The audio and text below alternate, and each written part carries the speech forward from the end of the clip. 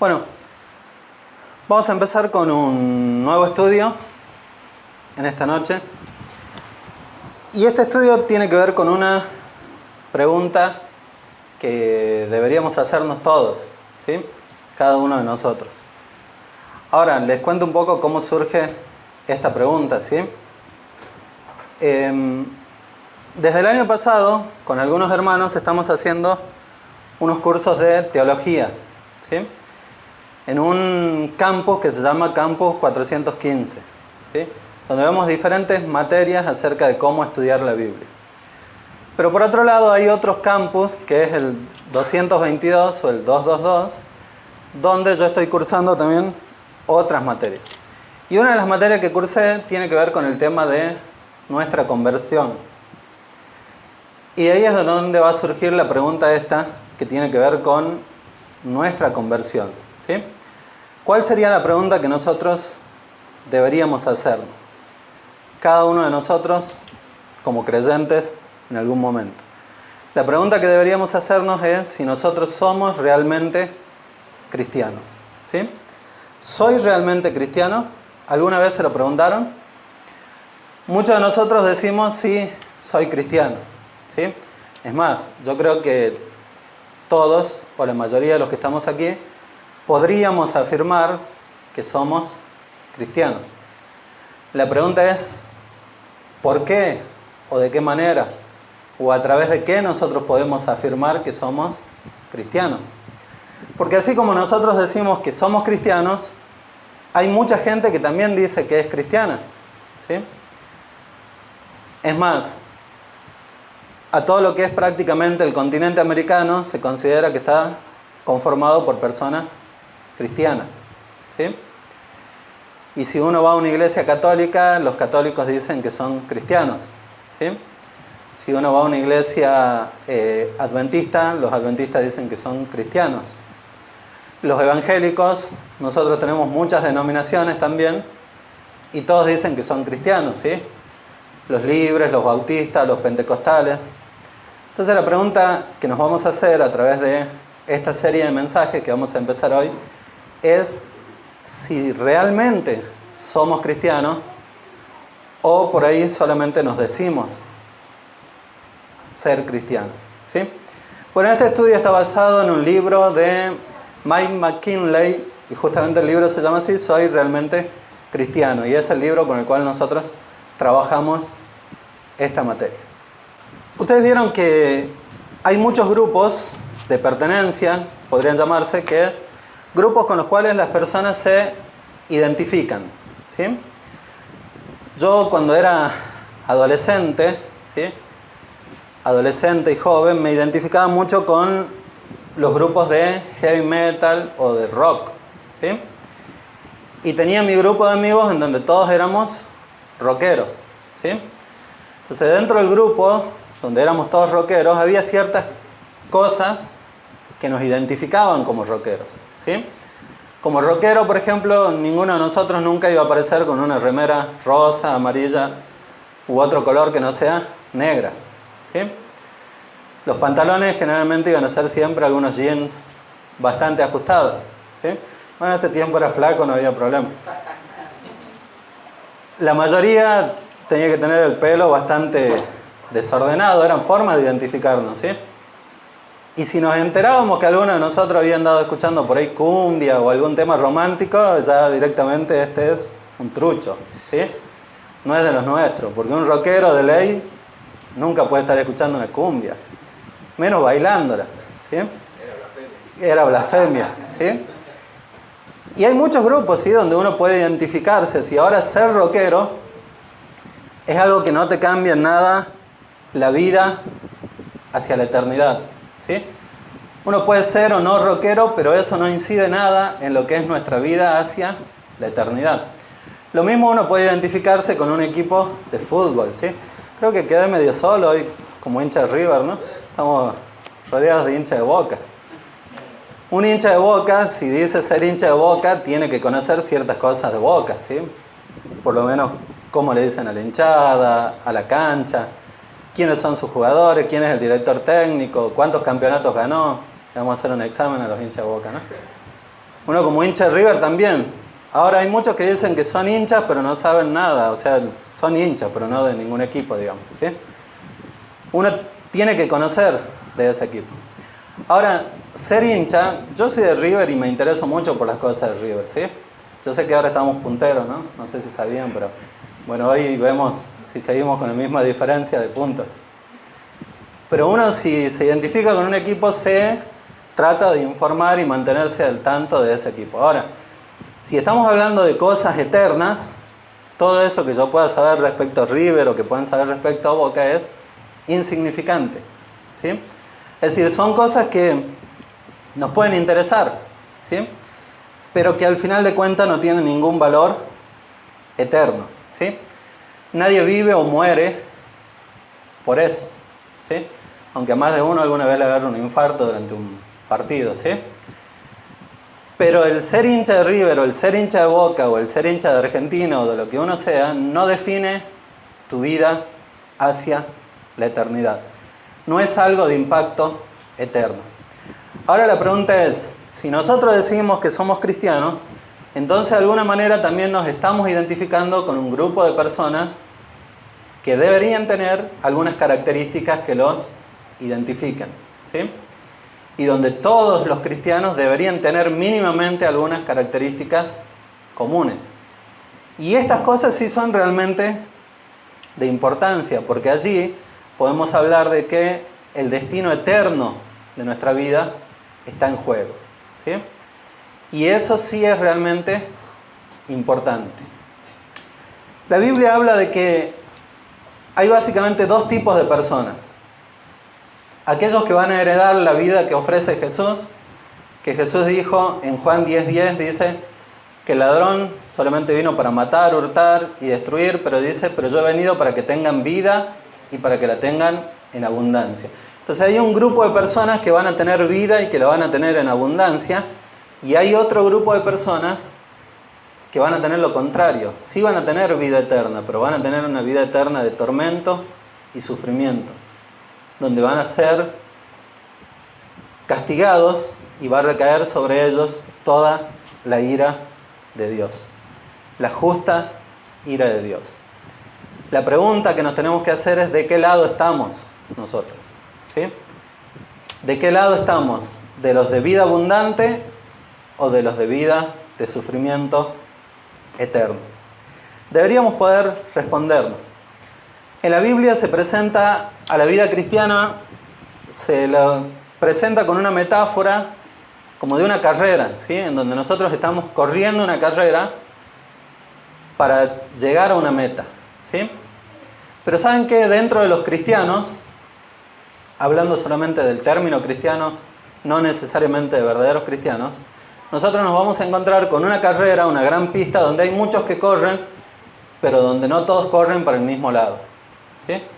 Sino que es una carrera donde nosotros vamos a ver que hay gente que corre hacia un lugar y hay otros que vienen en una dirección totalmente contraria. Donde hay algunos que están en la salida, en la largada, pero que nunca logran avanzar.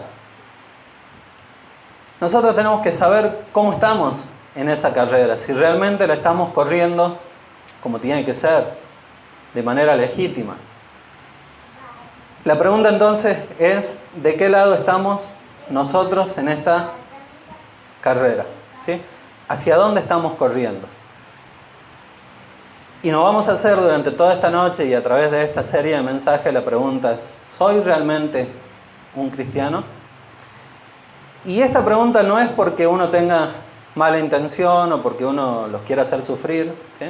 Porque en realidad el primero en hacerse la pregunta soy yo, ¿sí?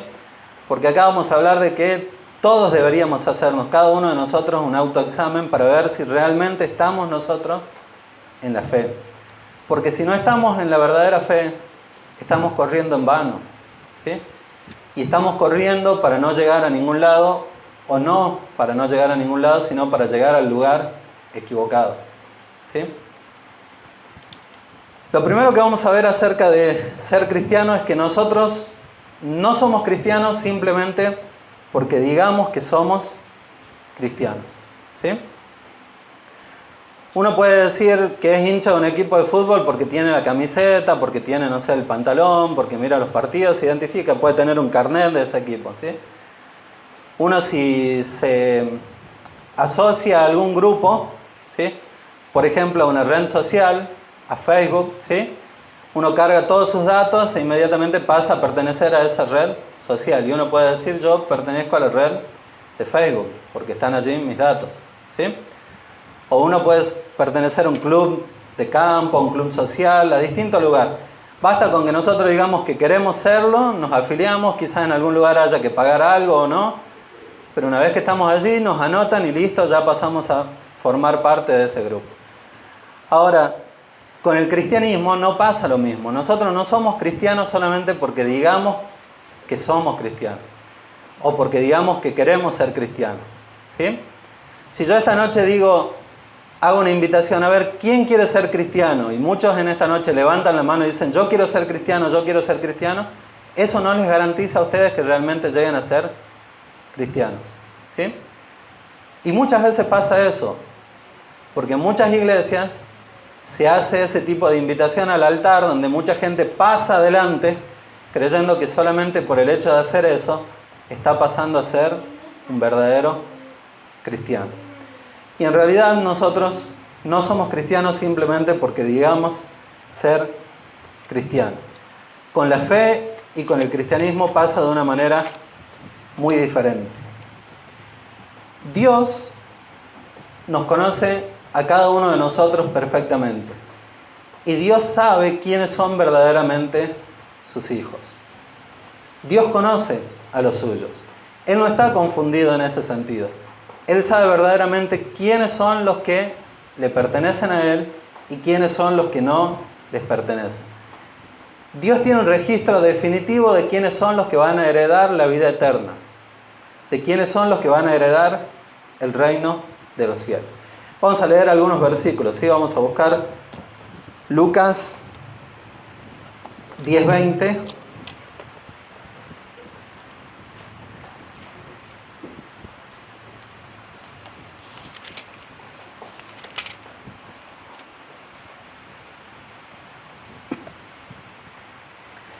Cuando Jesús había enviado a sus discípulos, a estos 72, los había comisionado con una misión, ellos volvieron contentos porque habían hecho muchas cosas en el nombre de Jesús.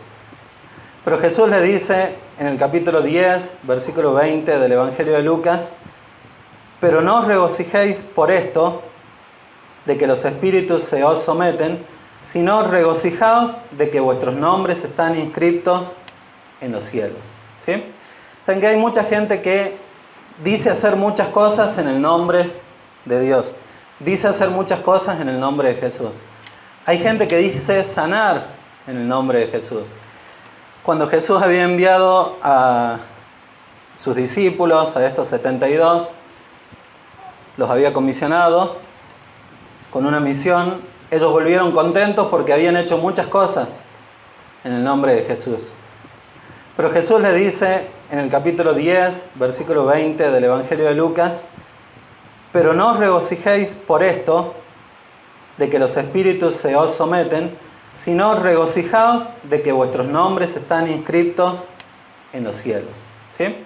Saben que hay mucha gente que dice hacer muchas cosas en el nombre de Dios. Dice hacer muchas cosas en el nombre de Jesús. Hay gente que dice sanar en el nombre de Jesús. Hay gente que dice profetizar en el nombre de Jesús. Hay gente que dice expulsar demonios en nombre de Jesús. Hay gente que dice asistir a una iglesia en nombre de Jesús. Pero Jesús dice que uno no tiene que alegrarse por esas cosas externas, por esas manifestaciones externas, sino que lo que debería alegrarnos verdaderamente es saber que efectivamente nuestros nombres están inscritos en los cielos. Lo que verdaderamente debería causar gozo en nuestra vida es saber de que verdaderamente nosotros estamos inscritos en el libro de la vida. En el Evangelio de Juan, capítulo 10, versículo 14,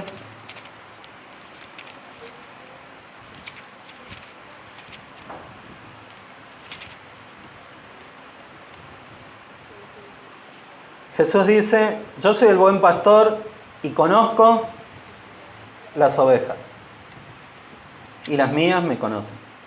Jesús conoce verdaderamente quiénes son sus ovejas. A Él no se le puede engañar. A Él no puede venir un lobo y disfrazarse de oveja para hacerlo confundir, ¿sí? Nosotros sí, muchas veces nos podemos confundir. Y pueden presentarse delante de nosotros lobos disfrazados de ovejas y confundirnos totalmente. Pero a Jesús nadie lo puede confundir. Él conoce efectivamente quiénes son sus ovejas. Vamos a leer también otro versículo en Filipenses, capítulo 4, versículo 3.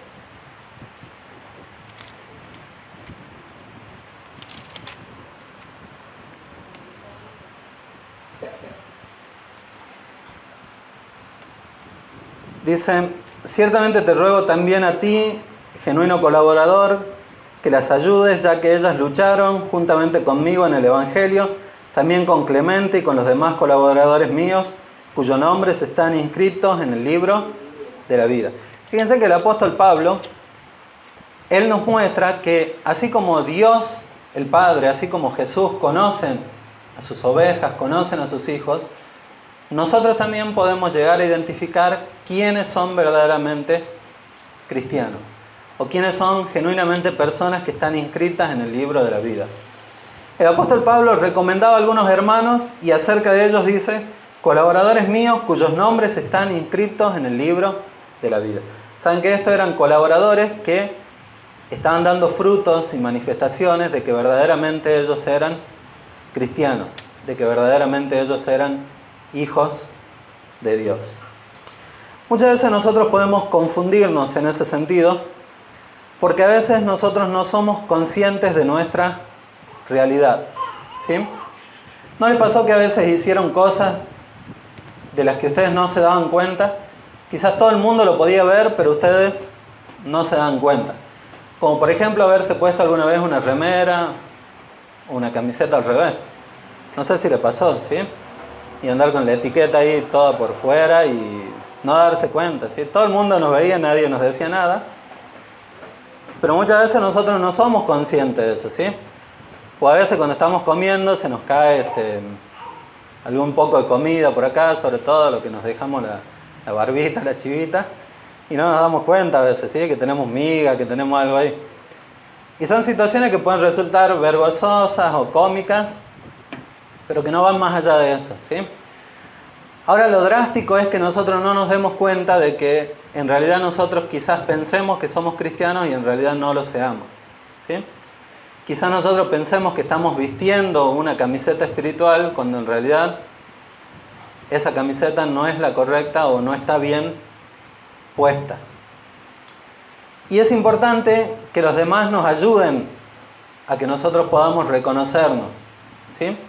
Es importante que nosotros apelemos a otros hermanos para que otros hermanos... Esa es la importancia de la iglesia local, ¿sí? Una de las funciones de la iglesia local es la de poder identificar y dar testimonio de quiénes son los verdaderos hijos de Dios. Por eso es que, hermano, cuando nosotros no estemos haciendo bien las cosas, no nos tenemos que enojar porque venga un hermano y nos llame la atención. O porque venga un hermano y nos diga, mira hermano, me parece que lo que estás haciendo no está bueno, ¿sí? O deberías hacerlo de otra manera. Muchas veces nuestra primera reacción es enojarnos y decir, pero vos que te metés, no sos el pastor, no sos nada, y bueno, pasan, ¿sí? Y a veces nosotros no nos damos cuenta, ¿sí?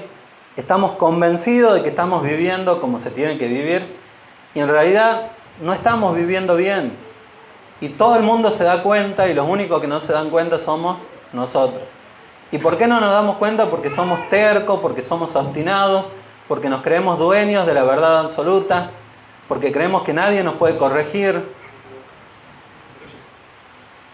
Y si nosotros estamos equivocados en este asunto de saber si somos o no cristianos, realmente estamos en una equivocación muy grande, ¿sí? Jesús nos conoce. Jesús nos conoce verdadera y genuinamente. Y Él es el que nos puede decir mejor que nadie si estamos o no en la fe, y si verdaderamente somos o no sus hijos. Esa es la única opinión que importa, pero muchas veces Él utiliza a los hermanos para hacernos a nosotros recapacitar o hacernos darnos cuenta de las cosas que estamos haciendo. ¿Sí? Vamos a buscar en el Evangelio de Mateo, capítulo 25, vamos a ver desde el versículo 31. ¿Sí? Dice: y cuando el Hijo del Hombre venga en su gloria y todos los ángeles con Él, entonces se sentará en su trono de gloria. Y serán reunidas delante de Él todas las naciones, y los apartará unos de otros, como el pastor separa las ovejas de las cabras.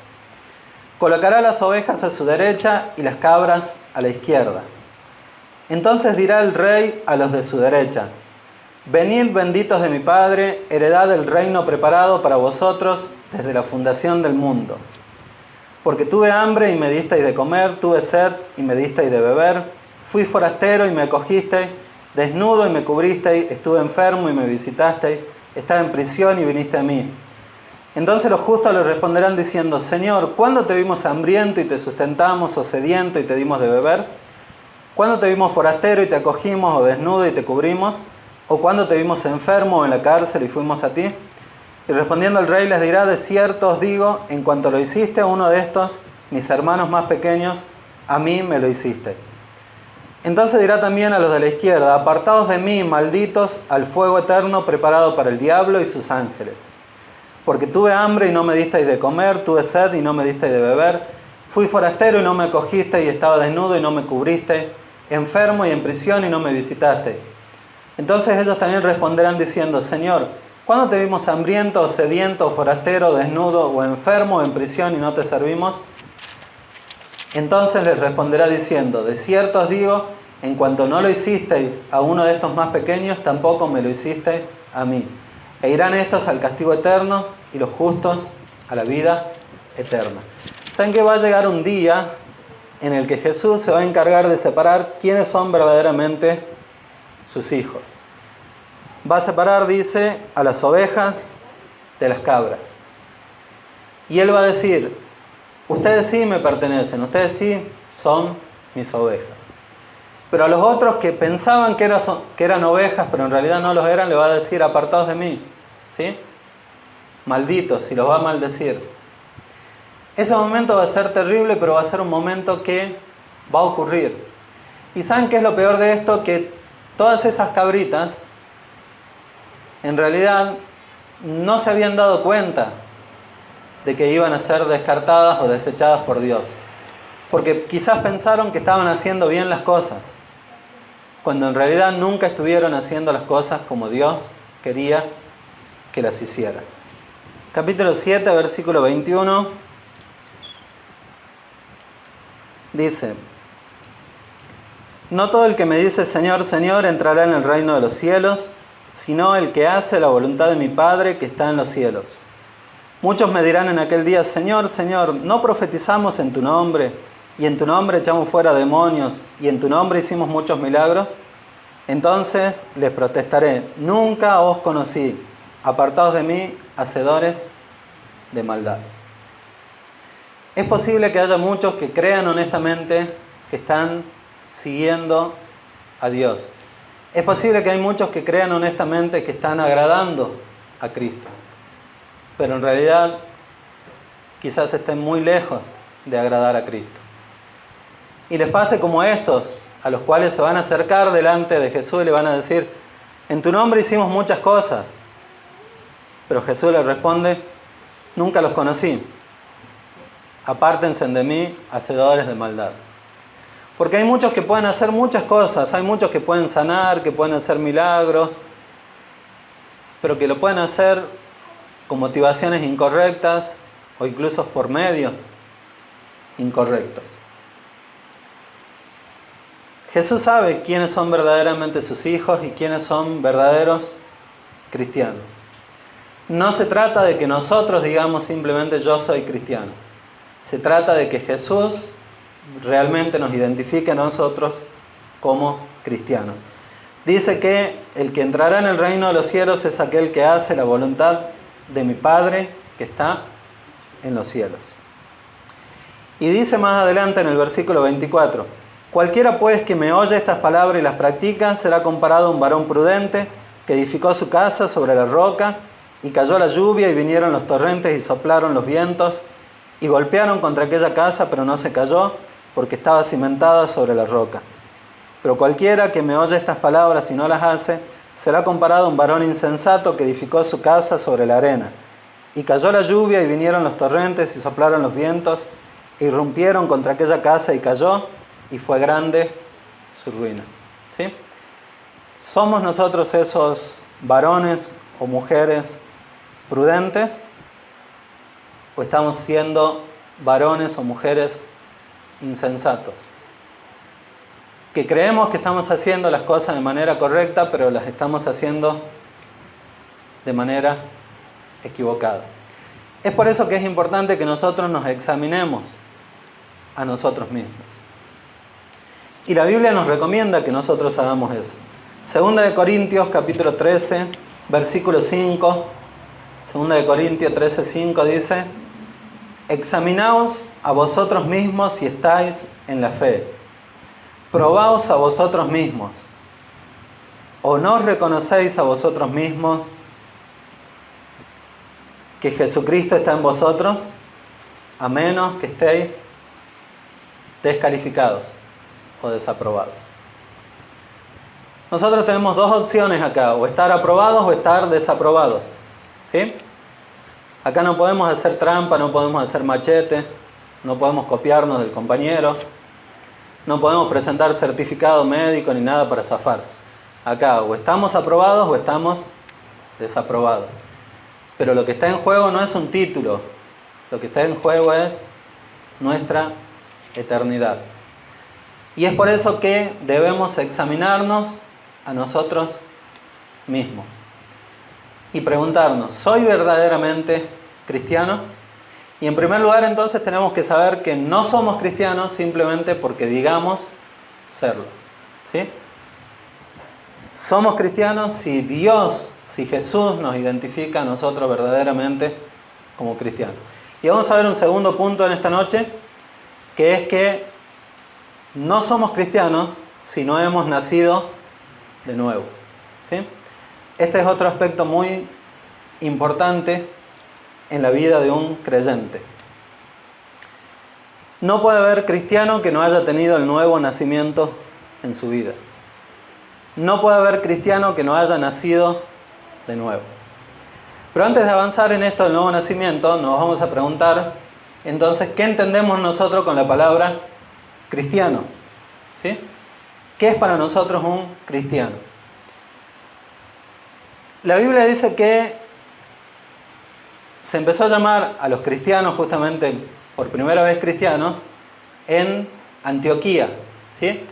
Y eso lo encontramos en el capítulo 11 del libro de los Hechos de los Apóstoles. Dice que cuando los cristianos se encontraron ahí en Antioquía, ahí a ellos se los empezó a llamar por primera vez cristianos.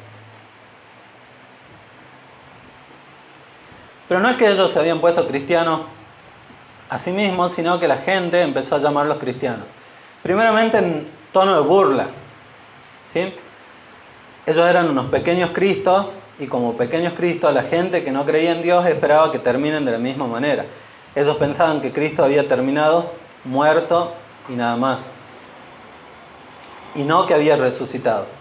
Entonces, para burlarse, los llamaban a ellos también cristianos. Pero ese nombre fue tomando tanto ímpetu que hasta el día de hoy nosotros nos podemos identificar con ese término. Porque nosotros, siendo cristianos, en realidad lo que estamos haciendo es identificándonos con Cristos. Pero cristiano se utiliza de muchas maneras, ¿sí? Por ejemplo, hoy en día se habla o se trata de diferenciar las cosas y decir: esta música es música cristiana y esta música es secular, ¿sí? O decimos: esta ropa es cristiana y esta ropa no es cristiana. Y en realidad, la ropa no puede nacer de nuevo. La música no puede nacer de nuevo. O sea que nosotros no podemos identificar algo como cristiano si no es algo que realmente pueda nacer espiritualmente de nuevo. Porque hoy en día todo es cristiano, ¿sí? Con tal de vendernos a nosotros las cosas, nos dicen, ¿no? No, pero ahí tengo una remera cristiana. una bolsa cristiana, un par de aros cristianos, no sé, tiene una cruz, tiene algo y ya. Con eso nos venden todo, ¿no? Pero eso no nos hace cristianos, eso son solamente modas, ¿sí? O a veces identificamos a algunas personas como cristianas porque van a una iglesia. Y ha pasado con algunos cantantes, por ejemplo, Britney Spears. Ella durante mucho tiempo, no sé si la conocen, pero es una cantante de música pop, ¿sí? Estaba de moda en mi época. Y ella durante mucho tiempo asistió a una iglesia cristiana, entonces muchos la identificaban como cristiana. Hasta que empezó a aparecer mucho ya con sus pantalones cortos, su minifalda, y de ella no la quisieron llamar de nuevo cristiana, ¿sí? Era una cristiana que dejó de ser cristiana. Pero ¿saben qué? Los cristianos no pueden dejar de ser cristianos. Si alguien ha nacido de nuevo verdaderamente, no se va a morir nunca espiritualmente. Porque un cristiano es cristiano siempre, ¿sí? Entonces, no es cristiano un adjetivo, no es ser cristiano tampoco un sustantivo, sino que ser cristiano tiene que ver con la relación que nosotros tenemos con Cristo, con quien nos identificamos y el modelo de vida que nosotros elegimos seguir. Pero para este estudio vamos a dar una definición muy cortita de lo que puede significar ser cristiano. Y vamos a definir como un cristiano aquel que ha recibido el nuevo nacimiento como un don o como un regalo gratuito de Dios, ¿sí? Un cristiano es aquel que ha recibido el nuevo nacimiento como un regalo gratuito de parte de Dios. Se puede hablar mucho más, ¿no? Porque no es eso suficiente para definir a un cristiano. Pero en eso nos vamos a centrar en esta última parte del mensaje. Vamos a ir a Juan, capítulo 3. ¿Y con quién nos vamos a encontrar allí? ¿Con quién? Con Nicodemo, ¿sí? Nos vamos a encontrar con Nicodemo y con Jesús. En una charla, en una conversación bastante particular. Y esta conversación que tuvo Jesús con Nicodemo es la que nos va a ayudar a entender a nosotros esto del nuevo nacimiento.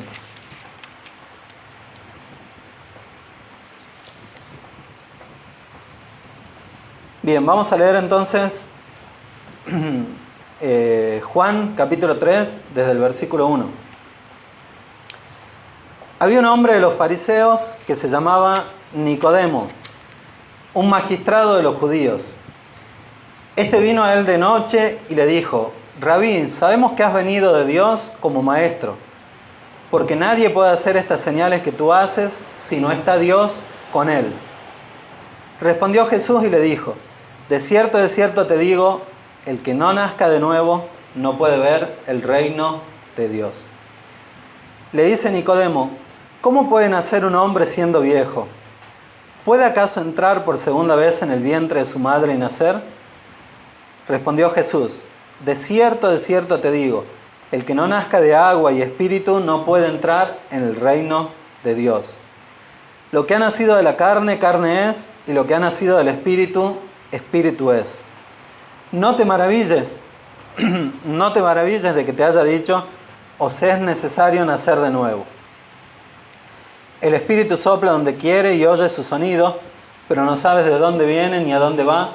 Así es todo aquel que ha nacido del espíritu. Bien, nos vamos a hacer entonces 5 preguntas para entender el nuevo nacimiento. La primera pregunta que nos vamos a hacer es: ¿qué es el nuevo nacimiento? Fíjense en que Nicodemo era un fariseo muy reconocido, ¿sí? Era una persona que conocía mucho de la ley de Dios. Tenía mucho conocimiento de la palabra de Dios en ese momento. Y era una persona que seguramente cumplía de manera estricta con prácticamente toda la ley. Pero sin embargo, él, cuando lo vio a Jesús, le causó cierta confusión. Y decidió acercarse a Jesús y hacerle algunas preguntas. Pero cuando se encontró con Jesús, se dio con algunas palabras o algunas cosas que Jesús le dijo que él no llegó a entenderlas plenamente. Jesús le dijo a Nicodemo que para que él pudiera entrar al reino de los cielos necesitaba nacer de nuevo. Y Nicodemo no entendía a qué se refería y decía, pero ¿cómo podemos nacer de nuevo? Yo no puedo, ya soy viejo. ¿Cómo puedo volver de nuevo al vientre de mi madre y nacer de nuevo? Nicodemo debe haber pensado, este Jesús está loco, ¿sí? Pero en realidad Jesús no estaba loco. Jesús le estaba hablando en términos espirituales que Nicodemo no podía entender. Fíjense en que Nicodemo, un gran conocedor de la palabra de Dios, de la ley de Dios, no podía discernir estos aspectos espirituales. ¿Qué es el nuevo nacimiento? El nuevo nacimiento del que Jesús está hablando tiene que ver con una renovación espiritual. Tiene que ver con una regeneración espiritual, mediante la cual el viejo hombre espiritual que nosotros tenemos muere para dar lugar a un nuevo hombre. Pero no es algo físico, no es algo de la carne, sino que es algo que ocurre de manera espiritual.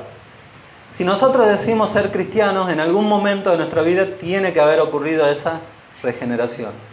Si nosotros no hemos nacido de nuevo, no podemos decir que somos cristianos. Si nosotros no hemos sido regenerados por el Espíritu Santo de Dios, no podemos decir que somos cristianos. Nicodemo era un fariseo muy reconocido, un alto magistrado, conocedor de la ley y de la palabra de Dios, pero sin embargo era una persona que estaba espiritualmente muerta. Eso es el nuevo nacimiento. Fíjense en que Jesús le estaba diciendo a Nicodemo que él necesitaba el nuevo nacimiento. Si Nicodemo lo necesitaba, ¿cuánto más nosotros? ¿Cuánto más nosotros, que no somos tan avesados en la palabra de Dios, que muchas veces fallamos, nos equivocamos y pecamos? ¿Cuánto más nosotros necesitamos también nacer de nuevo? La otra pregunta que nos vamos a hacer es, ¿por qué es necesario que volvamos a nacer? Fíjense en que después de todo lo que le dice Jesús a Nicodemo, en el versículo 9, respondió Nicodemo y le dijo, ¿cómo puede hacerse esto? Respondió Jesús y le dijo, ¿eres tú maestro de Israel y no conoces esto? ¿Saben qué? Nicodemo tendría que haber sabido acerca de esto. Nicodemo tendría que haber tenido conocimiento acerca de esto. Porque la Biblia ya hablaba acerca de esta necesidad de un nuevo nacimiento. La Biblia en el Antiguo Testamento, que era la parte de la Biblia que ellos tenían en ese momento, de alguna manera ya daba indicios de que era necesario un nuevo nacimiento. Y vamos a leer algunos versículos. Le voy a pedir a Franco si puede buscar el Salmo capítulo 5, versículo 9. Robert, ¿tenés Salmo? Sí, ¿no? Sí. 14, versículos 2 y 3. Y Viviana, Ezequiel 36, 26.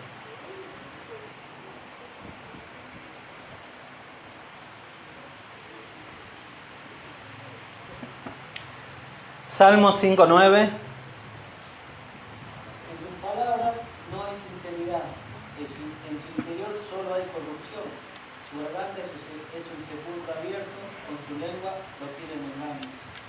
Bueno, ahí el Salmo viene hablando de los enemigos, ¿sí? Y los describe como personas malas, ¿sí? Personas que están llenas de características malas en su vida. Así eran los malvados, pero saben que la Biblia no solo describe a los malvados como gente mala. ¿Qué dice el Salmo 14, versículos 2 y 3? Jehová miró desde los cielos sobre los hijos de los hombres para ver si había algún entendido que buscara a Dios. Todos se desviaron, a una se han corrompido. No hay quien haga lo bueno, no hay quien haga lo bueno, no hay ni siquiera uno. Fíjense en que el Salmo 14 ya no habla solamente de los enemigos, sino que dice que no hay ningún hombre ni mujer que haga lo bueno, ni siquiera uno. Y los fariseos estaban tan confundidos que ellos pensaban que estaban haciendo lo bueno. Nicodemo pensaba que estaba haciendo las cosas bien. Y él leía la Biblia, pero no se estaba dando cuenta que la palabra de Dios decía que no hay ni siquiera uno que haga lo bueno. La palabra de Dios en los salmos decía que todos estaban corrompidos. Ezequiel capítulo 36, versículo 26. Os daré corazón nuevo y pondré espíritu nuevo dentro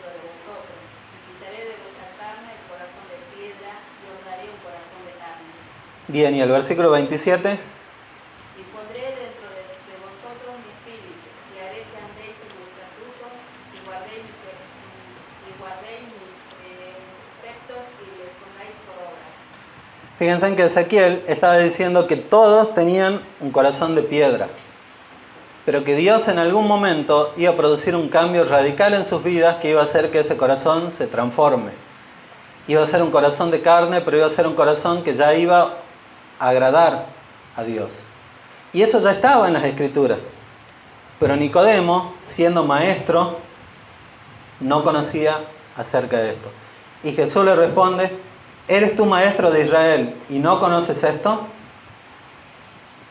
Y Nicodemo se maravillaba de lo que Jesús le decía, ¿sí? ¿Por qué es necesario el nuevo nacimiento? Porque todos estamos corrompidos. Porque todos en nuestra vieja naturaleza estamos condenados. Porque todos sin Cristo estamos destinados a vivir una vida de maldad alejada de Dios. Y la única forma de cambiar nuestra vida, de que se produzca un cambio radical en nosotros, es solamente naciendo de nuevo. Pero naciendo de nuevo de una forma espiritual, a través de un cambio radical que solamente Dios lo puede hacer, nadie más. Nosotros no nacemos de nuevo porque nosotros queremos hacerlo. No depende de nosotros. Eso es algo que Dios lo hace. ¿Cómo se obtiene? Es la tercera pregunta. ¿Cómo se obtiene el nuevo nacimiento? Nicodemo no entendía, seguía confundido. Por eso Jesús le dice: no te maravilles de que te diga que es necesario hacer esto. El nuevo nacimiento es una obra del Espíritu Santo en nuestra vida. Las personas no pueden hacer nada para lograrlo. Es algo que solamente lo hace Dios. Es algo que Jesús lo logró y lo hace Dios a través del Espíritu Santo. Fíjense en lo que dice 1 de Pedro, en el capítulo 1 de 1 de Pedro, en el versículo 3 y 4. Bendito sea el Dios y Padre de nuestro Señor Jesús, que según su gran misericordia nos hizo renacer para una esperanza viva por medio de la resurrección de Jesucristo de entre los muertos, para una herencia incorruptible, incontaminada, inmarcesible, reservada en los cielos para vosotros. Fíjense en que ¿quién es el que nos hace renacer? ¿Quién es el que nos hace nacer de nuevo? Es Dios. Es Dios quien en su misericordia, en su gracia, nos hace a nosotros renacer para una vida nueva. ¿Cómo se obtiene? Solamente a través de Dios. No se obtiene con nuestras fuerzas, con nuestros medios, ¿sí? Otra pregunta que nos podemos hacer es: ¿cuál es el resultado del nuevo nacimiento? Bueno, el nuevo nacimiento sí produce resultados. Nosotros podemos leer en el libro de los Hechos cómo las personas, cuando recibieron el nuevo nacimiento, cambiaron radicalmente su vida. ¿Se acuerdan de Pablo? Pablo, de ser perseguidor de la iglesia, pasó a ser un gran defensor de la iglesia. Nos encontramos con Lidia, ¿sí? Que era una vendedora que no tenía, o por lo menos no aparentaba tener un interés en las cosas de Dios, pero que sin embargo el Espíritu Santo la llevó a que ella se interesase por estas cosas y se convirtiera también en una hija de Dios. El nuevo nacimiento tiene que manifestarse a través de resultados en nuestra vida, porque con el nuevo nacimiento nosotros tenemos una nueva vida. Y la palabra de Dios dice que en esta nueva vida lo antiguo pasó y ahora empieza a haber cosas nuevas. Y dice que todas las cosas son hechas nuevas. Y la quinta pregunta que nos podemos hacer es: ¿cómo podemos saber nosotros si realmente hemos nacido de nuevo? Bueno, si nosotros hemos nacido de nuevo, también debería haber en nosotros cambios. La regeneración, si bien no siempre es llamativa, sí tiene que producir cambios en nuestra vida. Cuando nosotros nacemos de nuevo, no es que se nos aparece una aureola y andamos ahí y cualquiera se da cuenta de que somos hijos de Dios, ¿sí? Ni estamos con superpoderes, ni nada raro, ¿sí? Seguimos siendo los mismos, si somos lindos, lindos, si somos feos, seguimos siendo feos. No cambia eso, ¿sí? No hay cura para eso. Y no hay cura para eso, dice. No, bueno, algunos tienen. Pero sí tiene que haber cambios, sobre todo en nuestro interior. Tienen que cambiar nuestros deseos, tienen que cambiar nuestros anhelos, tienen que cambiar nuestras pasiones, tienen que cambiar nuestros objetivos. Nuestra vida de alguna manera tiene que ser diferente. Después de haber nacido de nuevo no podemos seguir siendo los mismos, porque si seguimos siendo los mismos no tenemos ninguna muestra de que haya habido un cambio en nosotros. Y como les digo, este cambio es sobre todas las cosas un cambio interno. No pasa porque digamos, bueno, me convertí, entonces ahora me empiezo a vestir con camisita, corbata, y con eso demuestro que soy un convertido, un regenerado. Ya no soy un degenerado, ahora soy un regenerado. Dicen algunos, se ponen la camisa, la corbata. Pero eso para afuera. Y por dentro muchos siguen siendo lo mismo. El nuevo nacimiento produce un cambio radical, que no siempre es fácil de reconocer, pero que sí tiene que manifestarse a través del fruto de nuestra vida. Y acerca de eso vamos a hablar en los próximos mensajes. Porque hay por lo menos 5 cosas que todos los cristianos tienen que tener para identificarse verdaderamente como cristianos. No podemos nosotros decir que somos cristianos si no creemos en la verdadera doctrina. No podemos decir que somos verdaderamente cristianos si no odiamos el pecado. No podemos decir que somos verdaderamente cristianos si no perseveramos en el tiempo. Y acá perseverar habla de esos que tiran la toalla y se van. No podemos decir que somos cristianos si no amamos a los demás.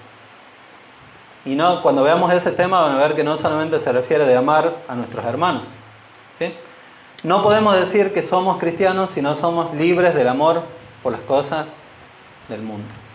Esos son 5 aspectos básicos que cada uno como cristiano debería tener. Así que a través de esta serie de mensajes, esperemos que Dios nos guíe para que nosotros podamos identificarnos y reconocer si verdaderamente estamos en la fe. Y que nos podamos ayudar entre nosotros, porque esto no se trata de juzgarnos entre nosotros, sino al contrario de ayudarnos. Porque no hay nada peor, no nos puede pasar nada peor a nosotros en la vida que haber estado convencidos de que éramos cristianos y llegar un día a encontrarnos con Jesús y que Jesús diga, no te conozco. No eres cristiano, no eres de mis ovejas. Pero Señor, si yo no faltaba ningún domingo, no te conozco. Pero si yo tocaba la guitarra, pero si yo limpiaba, pero si yo predicaba, pero si yo enseñaba, no te conozco. Si realmente no hemos nacido de nuevo y a través de ese nuevo nacimiento no hubo un cambio en nuestra vida, podemos vivir toda una vida estando equivocados. Así que el Señor nos ayude a poder continuar con este estudio y poder seguir autoexaminándonos para saber si estamos verdaderamente en la fe.